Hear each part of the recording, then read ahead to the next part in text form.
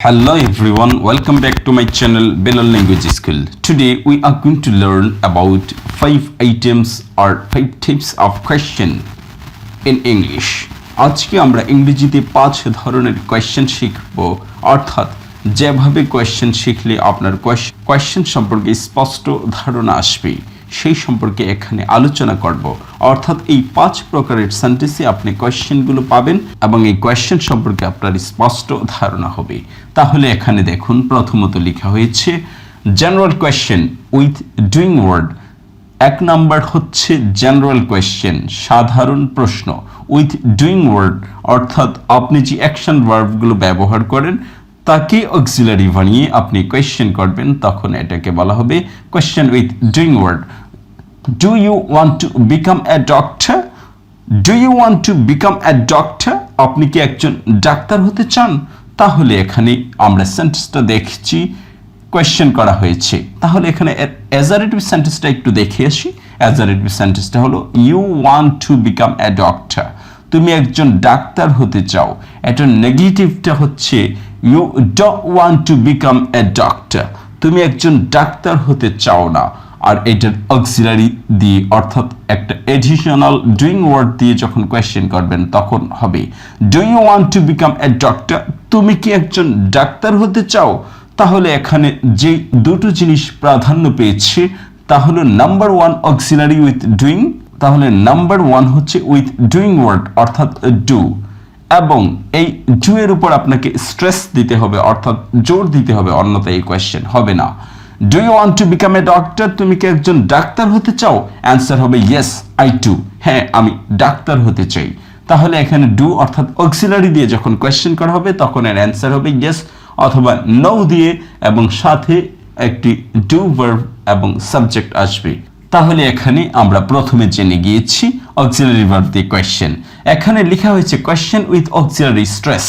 Auxiliary দিয়ে যখন আপনাকে কোয়েশ্চেনটি করা হবে তখন আপনি অবশ্যই এটার উপরে স্ট্রেস বা জোর দিবেন, অন্যথায় কোয়েশ্চেনটি হবে না। এবং দ্বিতীয় অংশে দেখুন উইথ নন ডুইং ওয়ার্ড, অর্থাৎ যেই শব্দগুলো দিয়ে কাজ করা বোঝায় না সেই ভার্বগুলো দিয়ে আপনি কোয়েশ্চেন করতে পারেন সাবজেক্টের সামনে এনে। এখানে বলা হয়েছে আর ইউ এ স্টুডেন্ট, তুমি কি একজন ছাত্র? Yes I am, or no I am not. তাহলে এখানে অক্সিলারি দিয়ে কোয়েশ্চেন করতে পারেন এবং এখানে অবশ্যই স্ট্রেস দিতে হবে, অন্যথায় কোয়েশ্চেন হবে না। আর অ্যান্সার আপনি দিতে পারেন ইয়েস আই এম, হ্যাঁ আমি ছাত্র, or no I am not, আমি ছাত্র না। এই শব্দটি লিখতে হয় না, শুধু অক্সিলারিটা লিখে দিলে অ্যান্সার হয়ে যায়। তাহলে এখানে দুই রকমের হয়েছে। তৃতীয় রকমে দেখেন উইথ মর্টাল অক্সিলারি, অর্থাৎ ক্যান, কুড, মে, মাইট, এই শব্দগুলো সাবজেক্টের সামনে এসে আপনাকে কিছু কোয়েশ্চেন প্যাটার্নস তৈরি করে দেবে এবং অ্যান্সার হবে yes no. Can you give me some money, আপনি কি আমাকে কিছু টাকা দিতে পারেন? ইয়েস আই ডু, হ্যাঁ আমি দিব, নট আই উইল গিভ। এখানে গিভের পরিবর্তে ডু ব্যবহার করা হয়েছে। আর ক্যান শব্দটির সামনে এসে আপনাকে স্ট্রেস দিতে হবে অর্থাৎ জোর দিতে হবে। সেন্টেন্সের শুরুতেই জোর দেওয়া হচ্ছে অক্সিলারি, আর সেন্টেন্সের শেষে জোর দেওয়া হচ্ছে ইন্টোনেশন। তাহলে দুই রকম জেনে নিন, সেন্টেন্সের শুরুতেই যখন আপনি স্ট্রেস দিতে পারেন তাহলে এটা হচ্ছে কোয়েশ্চেন উইথ অক্সিলারি, এবং সেন্টেন্সের শেষে যখন আপনি জোর দেবেন এটাকে বলা হয় টেক কোয়েশ্চেন অথবা ইন্টোনেশন, স্বরভঙ্গি। তাহলে এখানে প্রথম প্রকারটি আমরা জেনে গিয়েছি। দ্বিতীয় প্রকারে এখানে আছে স্পেশাল কোয়েশ্চেন। স্পেশাল কোয়েশ্চেন মানে বুঝতেই পারছেন এখানে কোয়েশ্চেন ওয়ার্ডটি থাকবেই, অর্থাৎ আপনাকে চিন্তা করতে হবে না এটা কোয়েশ্চেন কি কোয়েশ্চেন না, এখানে আপনাকে চিন্তা করতে হয়েছে, অর্থাৎ অক্সিলারি ভার্বটার সামনে বসার কারণে আপনি বুঝতে পেরেছেন এটা কোয়েশ্চেন। এখানে কিন্তু অক্সিলারি ভার্বটার সামনে বসবে, এটা তো আপনি বুঝবেনই, এছাড়াও ডব্লিউএইচ শব্দটি দেখেই আপনি বলে দিতে পারেন যে এটা একটা কোয়েশ্চেন ওয়ার্ড। তাহলে এখানে এই কোয়েশ্চেন ওয়ার্ড আবার কোয়েশ্চেন সেন্টেন্সগুলো আবার দুই রকমে আসছে। প্রথমত অবজেক্ট কোয়েশ্চেন, দ্বিতীয়ত সাবজেক্ট কোয়েশ্চেন, অর্থাৎ কোয়েশ্চেনের অ্যান্সারটা যখন আপনি অবজেক্ট দিবেন তখন এটা হচ্ছে অবজেক্ট কোয়েশ্চেন, এবং কোয়েশ্চেনের অ্যান্সারটা যখন সাবজেক্টকে প্রায়োরিটি দেবেন তখন এটা হচ্ছে সাবজেক্ট কোয়েশ্চেন। তাহলে ডব্লিউএইচ কোয়েশ্চেন দুই রকম, subject question and object question. Subject question হচ্ছে হোয়াট ডু ইউ রাইট, আপনি কি লিখেন? আই রাইট পোয়েম, আমি কবিতা লিখি। এখানে সাবজেক্ট এবং অবজেক্ট ভিন্ন রকম হবে, অর্থাৎ পয়েমটা এখানে প্রায়োরিটি পাবে। এবং দ্বিতীয়তে বলা হয়েছে হু আর ইউ, আপনি কে? Subject question, I am Sultana, অর্থাৎ এখানে আই যে অর্থ, সুলতানা একই অর্থ, দুইটা একই রকম, একই জিনিস, একই ব্যক্তি। WH কোয়েশ্চেন দুই রকমের হতে পারে, সাবজেক্ট প্রধান, অবজেক্ট প্রধান, অর্থাৎ প্রায়োরিটি পাবে, নট সামনে বসবে।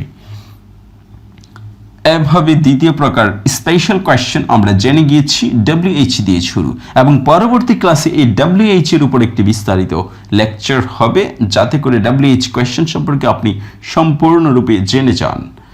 তৃতীয়তে আসুন, এখানে লেখা হয়েছে অল্টারনেটিভ কোয়েশ্চেন। অল্টারনেটিভ মানে আপনাকে বিকল্প কিছু খুঁজতে হবে। তাহলে বিকল্প কি খুঁজবেন?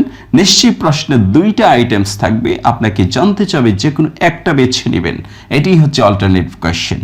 Do you like a cup of tea or coffee? আপনি কি চা অথবা টি এর আপনি কোনটি পছন্দ করেন? আবারও বলছি, চা এবং কফির আপনি কোনটি পছন্দ করেন? আপনি যে কোনো একটাকে ধরে অ্যান্সার দিতে পারেন। আই প্রিফার কফি, আমি কফি পছন্দ করি। আই লাইক কফি, আমি কফি পছন্দ করি।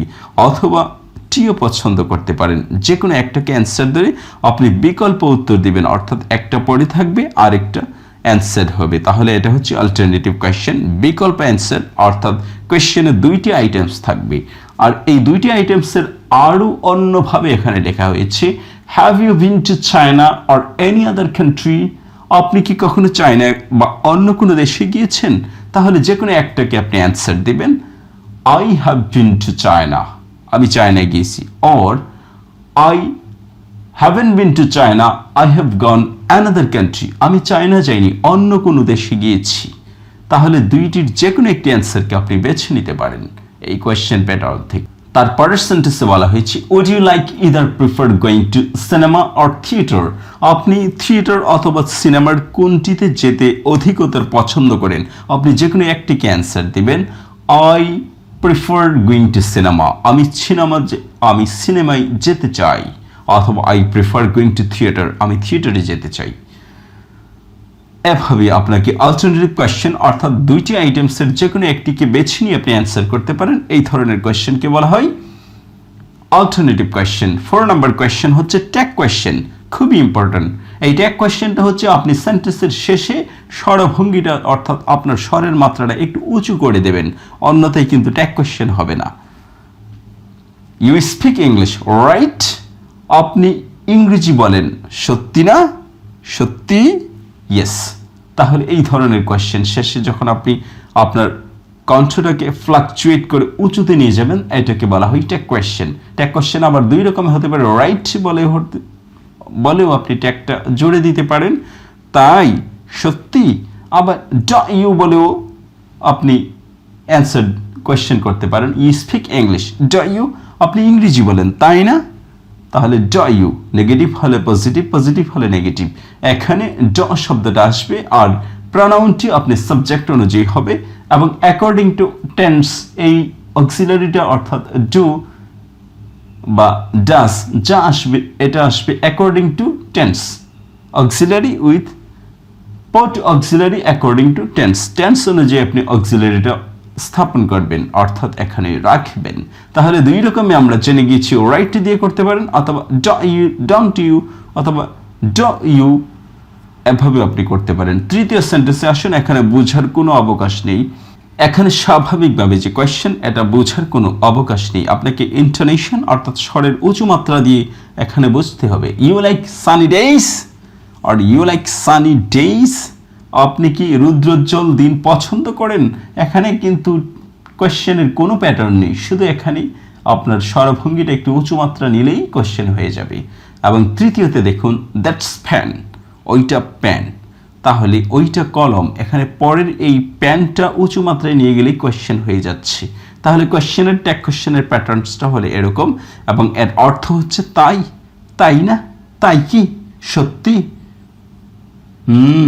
এভাবে শেষে স্বরভঙ্গিটা উঁচু মাত্রায় নিয়ে গিয়ে আপনি ট্যাগ কোয়েশ্চেন এবং অ্যান্সার দুটোই করতে পারেন।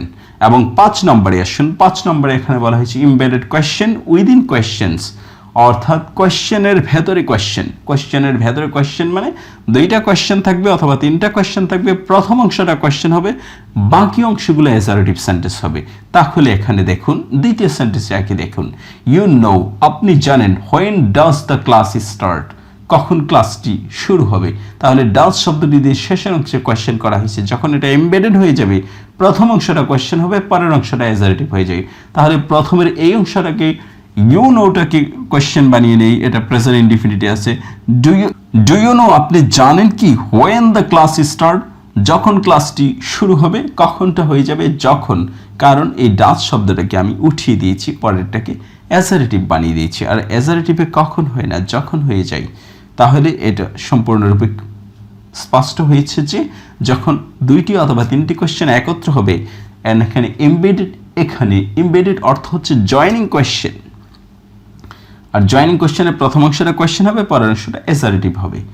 হু knows what the answer is, কে জানে উত্তরটা কি, না হয়ে হবে কে জানে উত্তরটা যা, তাহলে হোয়াটের অর্থ কি না হয়ে হবে যা।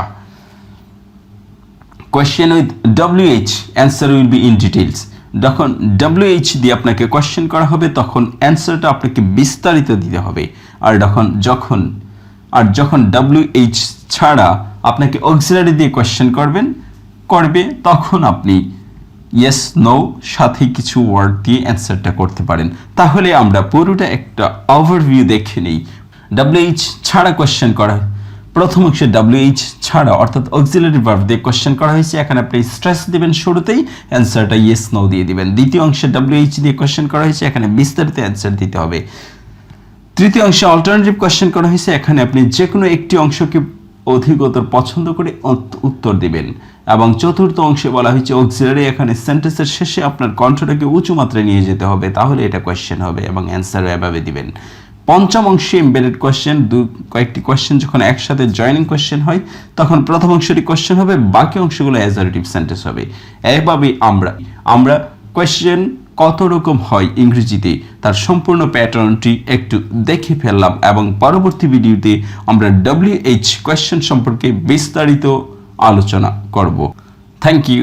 Okay, thank you for watching this video. If you find this video helpful for you, don't forget to subscribe my channel.